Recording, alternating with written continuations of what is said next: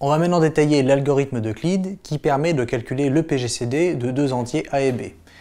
Alors, pour A et B, tel que A est égal à BQ plus R, autrement dit, j'ai fait la division euclidienne de A par B.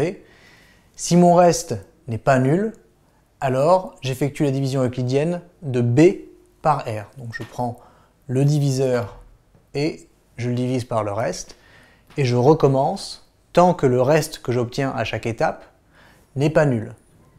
Une fois qu'il est nul, je m'arrête, et le PGCD est égal au dernier reste non nul.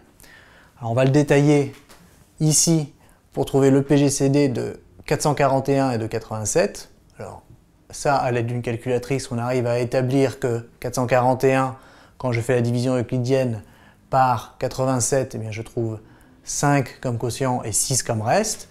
Or 6 est non nul, et donc maintenant je prends le diviseur 87 que je divise par le reste 6.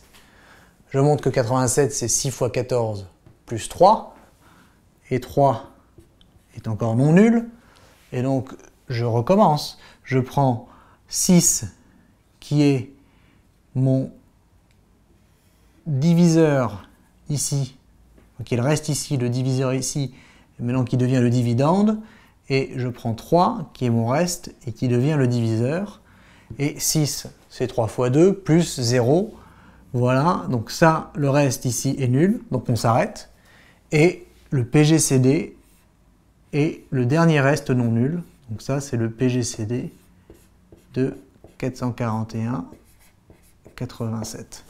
Voilà. Alors vous pouvez le vérifier à la calculatrice ou même directement sur internet, vous avez de nombreux sites qui permettent de calculer le PGCD de deux entiers. Si vous voulez vous entraîner sur l'algorithme d'Euclide, prenez deux nombres au hasard, calculez leur PGCD pour avoir une idée de ce que c'est, et répétez ces étapes de division euclidienne pour vous entraîner à bien passer le diviseur en dividende, le reste en diviseur à chaque étape, jusqu'à obtenir un reste nul.